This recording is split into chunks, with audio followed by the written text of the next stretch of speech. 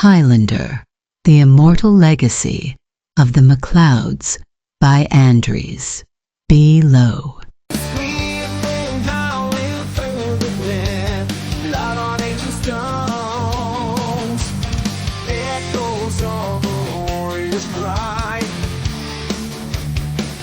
Beneath the throne, castles shrouded in mist, ghosts of battles past, legacy carved in granite, legends built to last, burning eyes in the night, beneath Rute's eternal light, shadows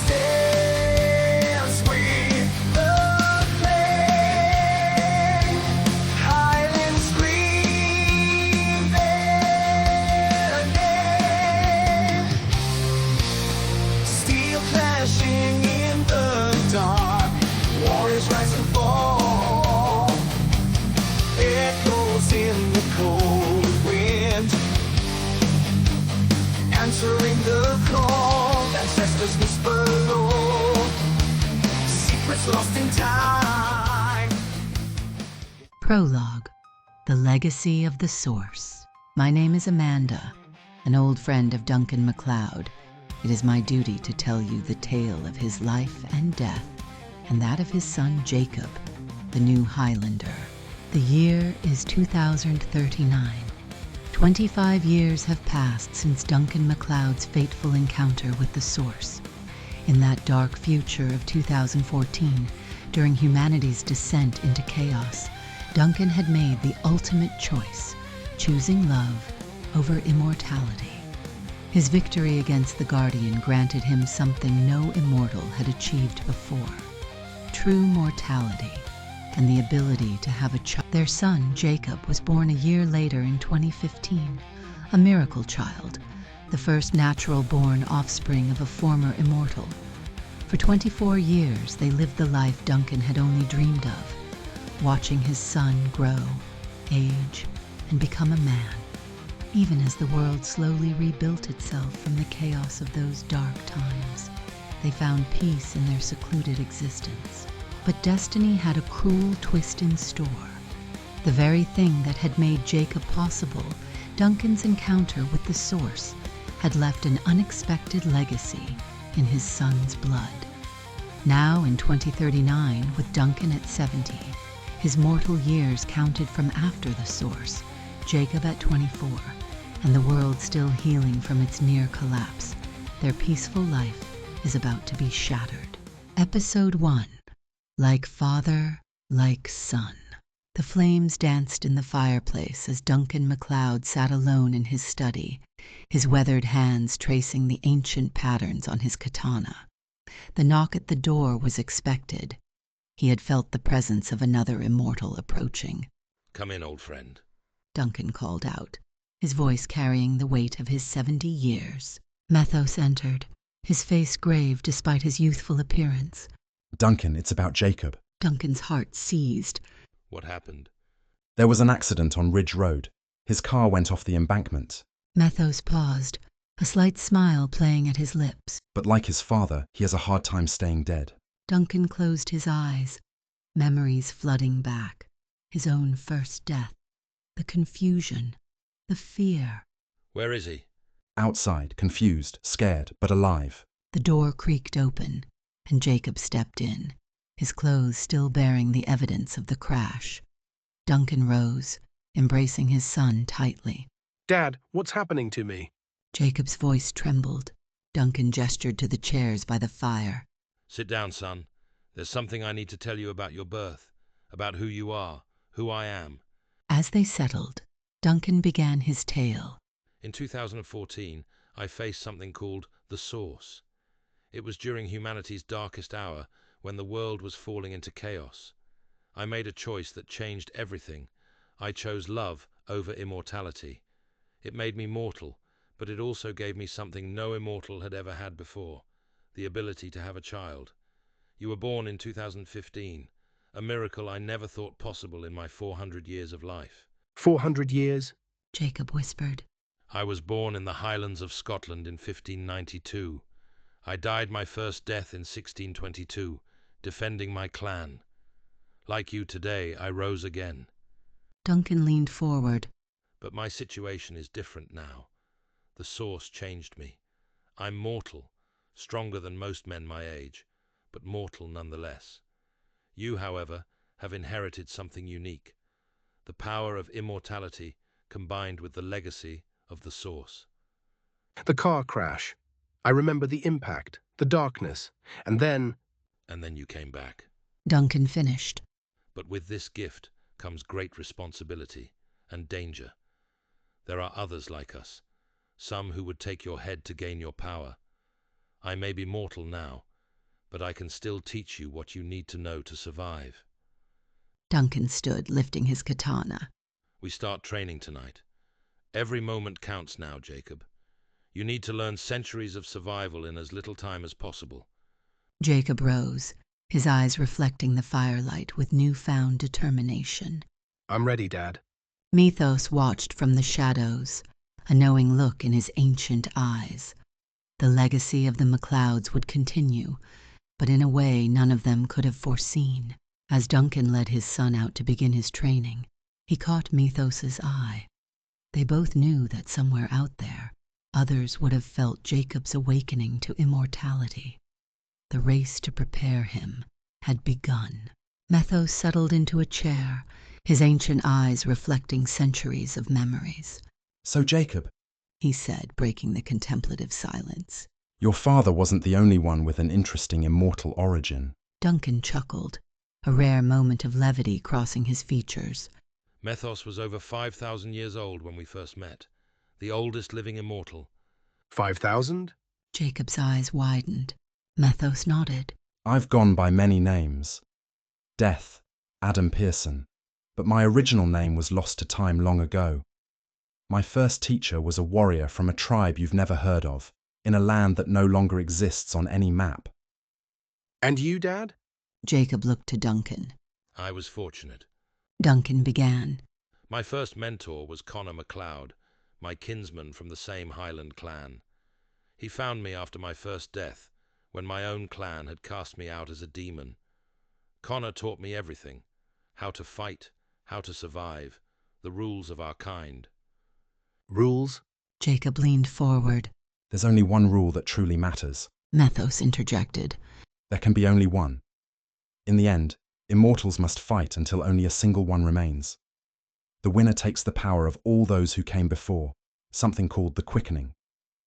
Duncan's expression darkened. It's not a game, Jacob. It's survival.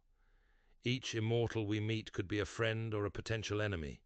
We can sense each other. That feeling you had moments before an encounter, that electric tension, that's how we know another immortal is near. Mythos leaned back, a sardonic smile playing on his lips. Connor wasn't Duncan's only teacher. Amanda Dario, a master thief and immortal, taught him quite a bit about survival that had nothing to do with sword fighting. Amanda? Jacob asked. A complicated woman.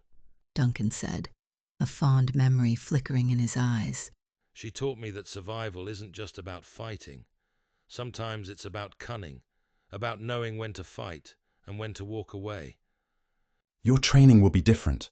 Mythos said seriously. The world has changed, the game has changed, and you carry something unique, the legacy of the Source. Jacob looked between the two immortals, sensing the weight of millennia of experience in the room.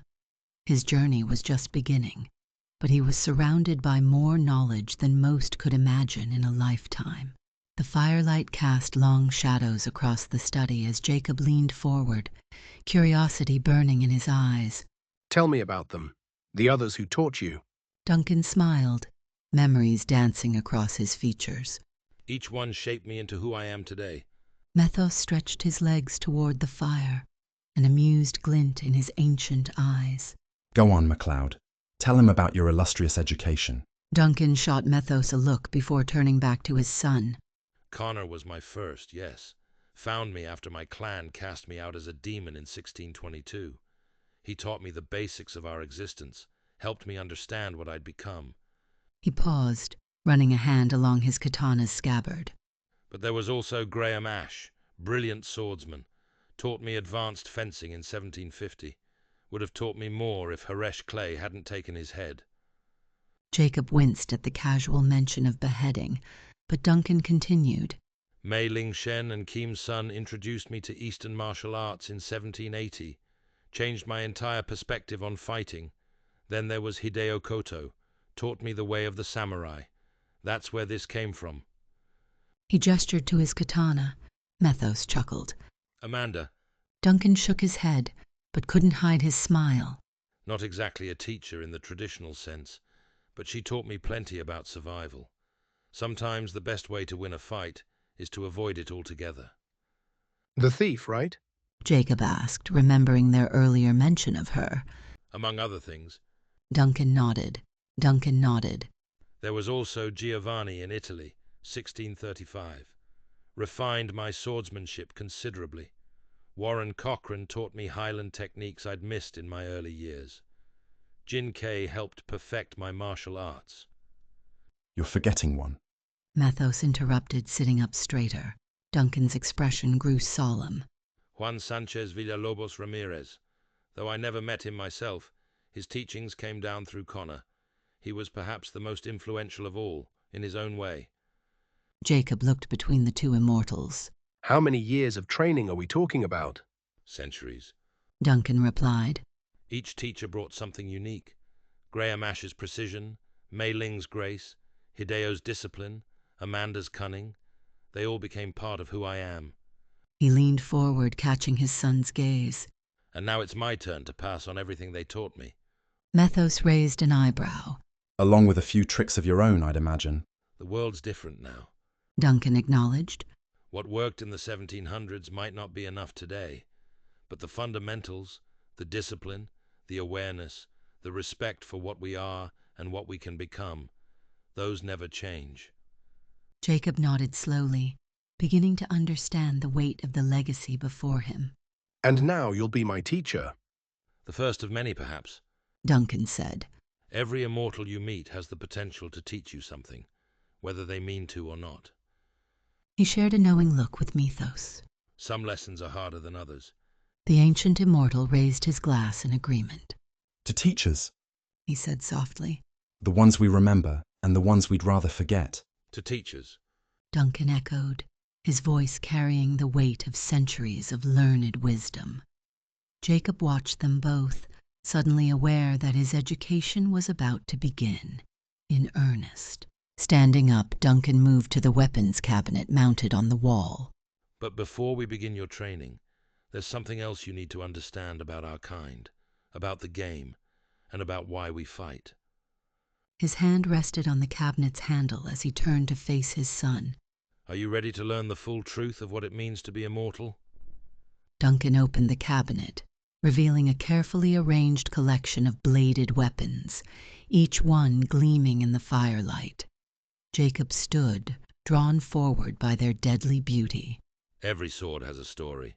Duncan said softly, his fingers trailing over the hilts. This claymore belonged to Connor, his first sword from the Highlands. He gestured to a massive Scottish sword with an intricate basket hilt. Next to it, the rapier I used while studying with Graham Ashe in France. Methos moved closer, his eyes fixed on a particularly ancient blade. And that Chinese Dao, Mei Ling's gift, wasn't it? After our training in 1780, Duncan confirmed. He pointed to a katana with a black lacquered scabbard. this was Hideo Koto's final gift to me before his death. The craftsmanship is from the Kamakura period. Jacob's eyes were drawn to a simple but elegant sword in the center of the display. And that one? That Duncan said, carefully lifting it from its mount. was my first real sword. Connor gave it to me after I completed my initial training. Not as flashy as some, but it saved my life more times than I can count. The cabinet also held smaller weapons, a collection of dirks from the Highlands, several tanto blades that paired with the katanas, and what looked like Roman short swords. The dragon-headed saber. Methos noted, pointing to an ornate Chinese weapon. Jin Kei's, unless I'm mistaken. Good memory. Duncan nodded. He used it to teach me the importance of balance. said a warrior's blade should be an extension of their soul. Jacob's gaze fell on a peculiar empty space in the cabinet. Jacob's gaze fell on a peculiar empty space in the cabinet. Ramirez's katana. Connor inherited it after Ramirez's death at the hands of the Kurgan. It was lost when... He trailed off, old pain evident in his voice. Methos cleared his throat. The weapon doesn't make the warrior, Jacob. These are just tools. What matters is the skill and wisdom to use them properly. He gestured to the collection. Your father has carried each of these at some point, learned their strengths and limitations. Each blade taught him something different about combat, about survival. Duncan reached for a classical Spanish rapier, its elaborate hilt catching the firelight. This one belonged to Ramirez himself, though he never wielded it in battle. Connor found it among his belongings and gave it to me years later. He turned to Jacob, extending the sword hilt first. Now it's yours. Jacob stared at the weapon, understanding the weight of the moment. This wasn't just a sword. It was centuries of history, of survival, of his father's life before him. The blade chooses as much as the wielder. Methos added quietly. You'll know when you find the right one. But for now... He nodded at the rapier. You learn with that one. Learn from the best. How we'll further blood on ancient stones, echoes of a warrior's cry.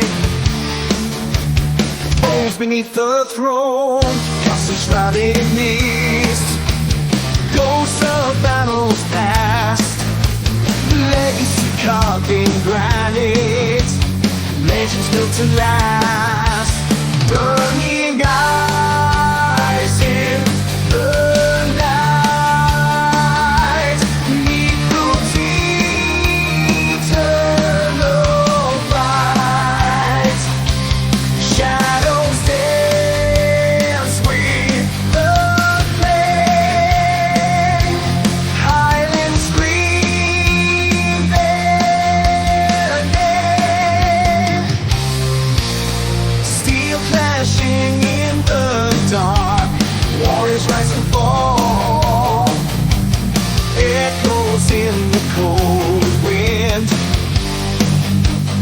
answering the call, ancestors whisper low, secrets lost in time, history. Highlander, the Immortal Legacy of the MacLeods. Video and voice done with Infinity AI. Research done using Claude AI.